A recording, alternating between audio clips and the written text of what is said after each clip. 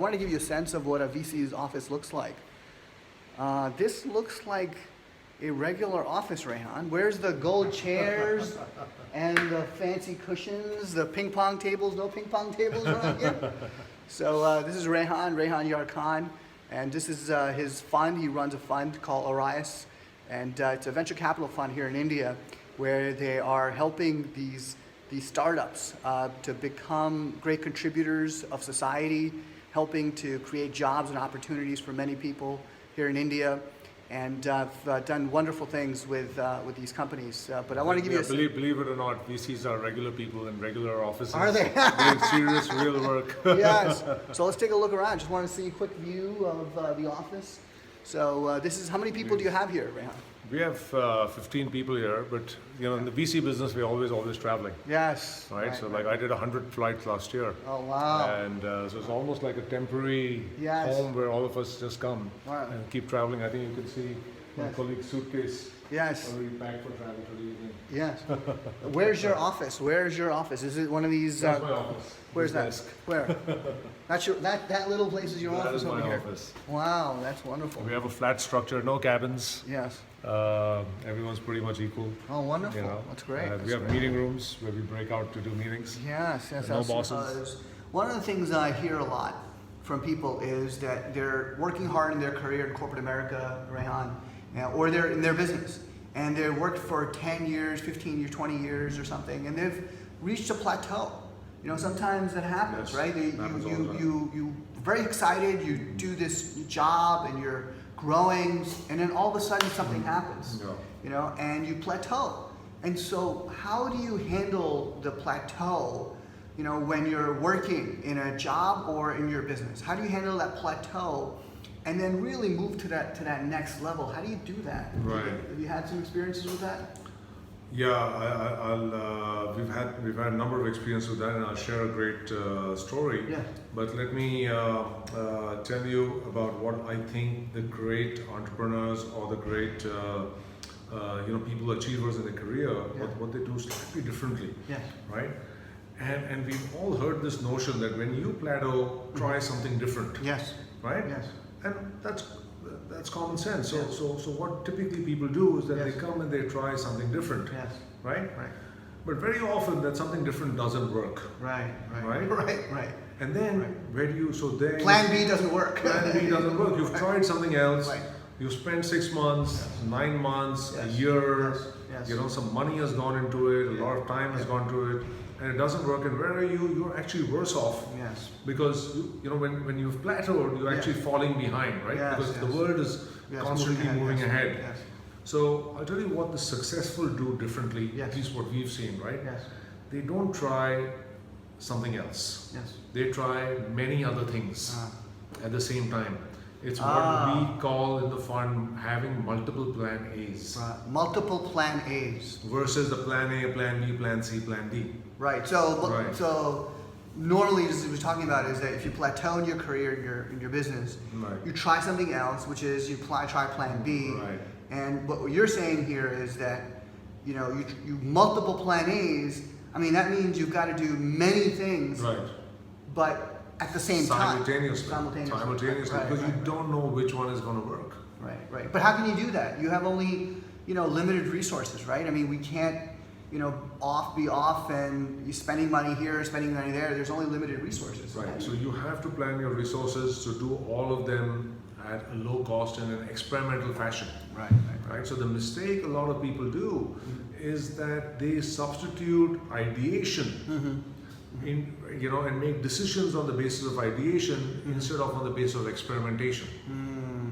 So you sit around and you say, hey, this is a great idea and I'm going to go for this. Right. They use their own judgment. Right. Right.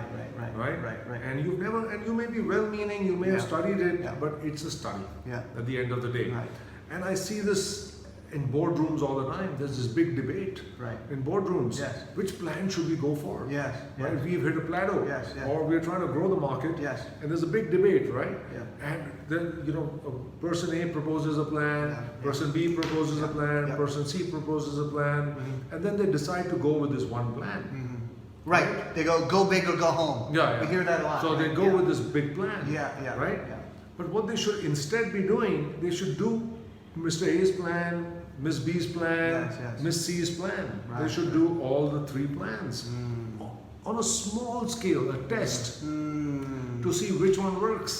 Experimentation. Experimentation Yeah. instead of ideation, Mhm. right? So you roll all the 3 plans out and then you use data, Mm. right, to decide on which one to go for. So have you had any examples of this? And So we had a company, I mean, we have many examples, Yeah, but yeah.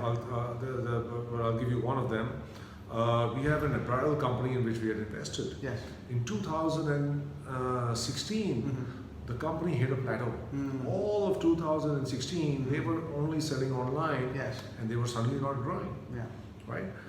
So they just started spending more dollars advertising, Mhm. trying to get in customers, Yes. and that wasn't working because your cost of acquisition was going up, sales were the same, Yes. right? Yes. Then they came up with this multiple planning strategy. Mhm. They decided to launch some of their own stores, they Mhm. launched franchise stores, Mhm. they got into this online partnership with a big retailer Mhm. to sell on their store, Mm. right? Right. And amongst the 3, Mhm. the franchise stores worked, Okay. right? Okay. Uh, So there was an e-commerce company right, going to retail, yes, going to Yes. brick and mortar, going to brick and mortar. and I mean there must have been some resistance to that initially. Oh, absolutely, because you have to change your inventory management model. It's expensive. It's different. yeah, You're yeah. only used to doing digital. Right, it was right, supposed to be the future. Right, and you know, right. some of the board members are like, "Hey, you're going backwards." Yes. Right. You're going to now again manage inventory and have all these stores. Right. Right. But that plan worked. I see. Right. Growth. So the idea here is that if you're reaching a plateau, Right. instead of just going against one thing that you Right. think is going to grow, step back and try a few small things, Right. and really let the marketplace be the best judge of what's going to work and what's not going to Absolutely. work. I think what you said Absolutely. before, which was the error that a lot of people make, is that they think they know what's going to work and what's not. Right. And if that bet on themselves Right. is very expensive Right. Absolutely. and is time consuming. Absolutely. And so what we've learning here is that you've got to experiment a little bit, Yes. frugally Yes. here and there with a lot of different things. Yes. And that really is the way to Absolutely. find the thing that works and then go with it. Yes. Perfect. Frugal experimentation before deciding what to go big with. I see. Perfect. Wonderful. So in the case of this apparel brand, right, selling online, and the reason the franchise stores worked is something we never expected, right? Mhm. The franchise stores, opening each store, was like setting up a billboard, because each store is an experiment. Is not only a point of sale, Yes. it's a billboard, Right. and Right. that started having positive ripple effect on all other channels. I see. Got it. Right. People saw. They went to the Right. store. They felt the Yeah. clothing. They tried it on. And they were said- buying online as well. Right. Wonderful. Just made the brand so much bigger. Yeah. Great. Wonderful. Yeah. So the advice we're learning. We're talking to Rehan Yar Khan, who's a big VC here in India, and we're talking about plateaus. And one of the sort of the summary, what we've learned here is when you're plateauing in your career, in your business, instead of just trying one thing, try multiple things simultaneously. Right? That's the key point. Is it's not sequentially. It's not sort of try this and try this and try that, but try them all a little bit here and there.